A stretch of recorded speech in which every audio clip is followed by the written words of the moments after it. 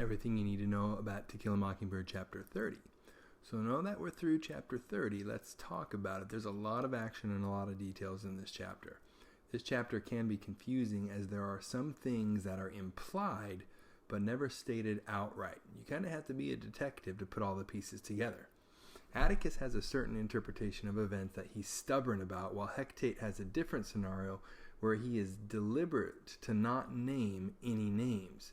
So if you don't really think it through, it's difficult to know exactly what happens. Many students have a lot of questions about the details, and by the end of the chapter aren't quite sure still. We pick right up from the last chapter where Scout identifies Boo Radley as the man in her room that brought Jem from the crime scene. Atticus corrects her that he's called Mr.Arthur, adding that he already knows her. Scout runs right over to Jem, probably wanting him to meet Boo too, but embarrassment makes like she went to cover Jem with a sheet or a blanket. Boo smiles shyly while Atticus reminds her not to touch Jem. Remember, he's injured. During this, Hecate is looking at Boo. Dr. Reynolds comes back in and orders everyone out of the room and says hello to Boo, that he didn't see him the first time he was in the room. Scout kind of trips out that the greeting was so casual, but remembered Boo would get sick like everybody else and need a doctor as well. Dr. Reynolds tells Scout he hopes that she's convinced that Jem is alive and that Jem had tried to kick him when he had touched him earlier, so he had to put him under. Atticus invites everyone to the front porch, and while at first puzzled, Scout decides it's because the lights in the living room were too strong for Boo. The sheriff led the way and Atticus followed. Scout invites Mr.Arthur to the porch, telling him she will show him there since he doesn't know the house very well. She brings him to the porch to sit in a rocking chair that's in shadow, imagining a scene where he's just visiting and catching up. It's what she always dreamed about. As they all sit down, Atticus starts talking, trying to recall Jem's age, that he's 13, that'll come before the county court. The sheriff interrupts, asking what will come to court exactly. Atticus says that it's clearly self-defense, that he'd have to read up on it. Hecate interrupts again, asking Atticus if he thinks that Jem killed Bob Ewell. If he really thinks that. Atticus reminds him that Scout said that's what happened, so that there's no doubt that Jem got up and in some way was able to get Bob Ewell's knife. The sheriff quickly tells Atticus that Jem did not do it.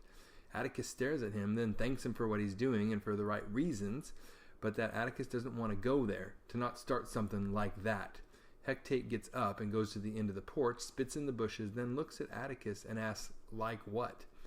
Well, Atticus apologizes if he sounded harsh, but that he wasn't going to hush this up.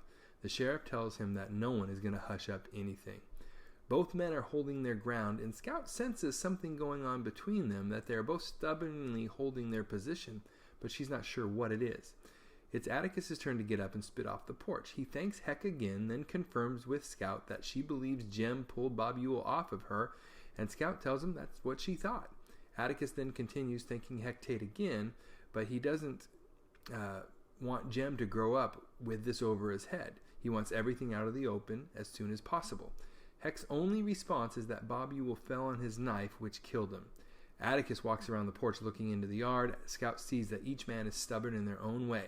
With his back to them, Atticus confesses that to cover it up would go against how he raised Jem, and if he's not honest about this, he won't be able to look either of his kids in the eye.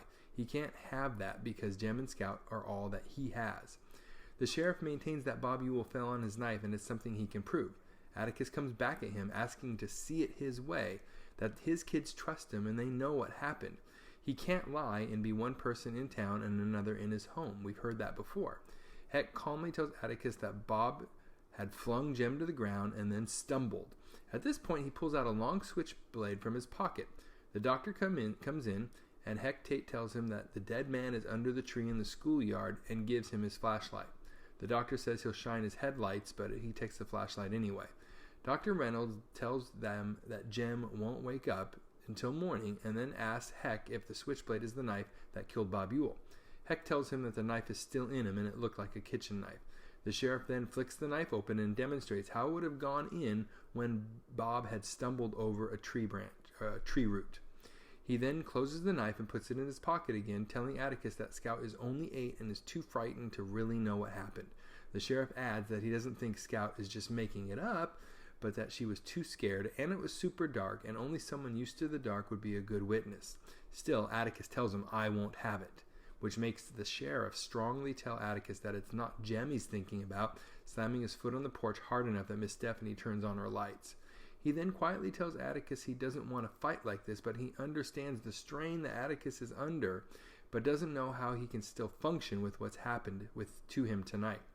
He then tells him that he can see that Atticus hasn't put it together, and it has to be straightened out that night since there's a dead man with a knife in him. Heck adds that a boy that is Jem's size with a broken elbow isn't going to jump up and kill a man in the dark. All of a sudden, Atticus asks Heck where he got the switchblade. Heck calmly tells him that he took it off a drunk man downtown, and that Bob Ewell got the kitchen knife from the dump and waited for his opportunity. Slowly, Atticus goes over to the porch swing and sits down looking at the floor. Now at this point, the sheriff levels with Atticus, telling him it's his decision, and Atticus can't do anything about it unless he wants the sheriff to call him a liar. He tells Atticus Jem didn't do it, and now Atticus knows it, that Jem just wanted to get he and his sister to safety. So at this point, Heck stops pacing on the porch and is in front of Atticus with his back to him. He tells Atticus that he's not a very good man, but he is sheriff, and he has lived there his whole life, and that there's a black man dead for no reason, and now the man that did it is now dead as well. He tells Atticus to let the dead bury the dead, and then puts his hat back on. He then gives his most telling statement that it's not against the law for someone to prevent a crime from happening, which is what happened. Even if Atticus thinks it's Heck's duty to tell about it, everyone in Macomb would be knocking on his door, bringing cakes and stuff, which to Heck would be a sin against someone who is shy and wouldn't want the attention. This is not the man to do that to. He concludes that he is the sheriff and that Bob Ewell fell on his knife. He then goes to his car and leaves. Atticus finally looks up and asks Scout if she can understand that Bob Ewell fell on his knife. Scout runs and hugs and kisses him, telling him that she understands and that Heck Tate was right, that it would be like shooting a mockingbird. Atticus tussles her hair and then gets up. On his way into the house, he stops in front of Boo and says, "Thank you for my children, Arthur." So what do we get from this chapter? The chapter unwraps what happened on the way home from the school and the big reveal of Boo Radley, who we've heard about and the kids have wanted to see for the entire book. Sadly, Jem is unconscious and misses it. We also have the big reveal as to the meaning of the novel's title. We see in this chapter is what might seem like two interpretations of what happened, but there is a third interpretation that you have to discover by reading between the lines. Atticus takes Scout at her word that Jem was who pulled Bob Ewell off her, so he sees the sheriff's contradictory story as untrue. Atticus is so determined to be honest and have integrity that he can't really even listen to what Heck Tate is sharing. Once he believed that Jem stabbed Bob Ewell, he wants to do things the right way, which would mean clearing Jem's name in public. It's how Atticus must do things to feel he's being truthful and above board. If he accepts Heck's story, then he feels the kids would see him as a liar and it would ruin their trust relationship. If he tried to hush it up, then Jem would have a dark cloud over him as people in town would talk about how his dad got him out of trouble.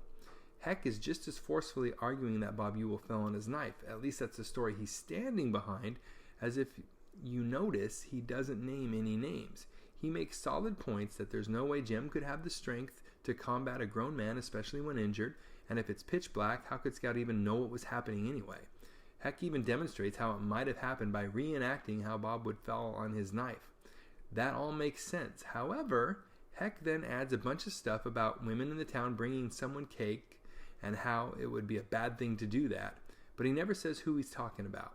Something changes Atticus's mind in this conversation because he then tells Scout that Bob Ewell fell on his knife, and Scout agrees, mentioning killing a mockingbird, which connects to the title of the book. The last thing Atticus does in the chapter is the final clue. So the question is, were you able to put all the clues together to figure out what actually happened? I'm not going to give the answer here in this video. I'll put together a spoiler video to give you all the answers, but I'd love for you to try to figure it out first and then watch and see how many things that you could explain. Comments, you can put them in the box below.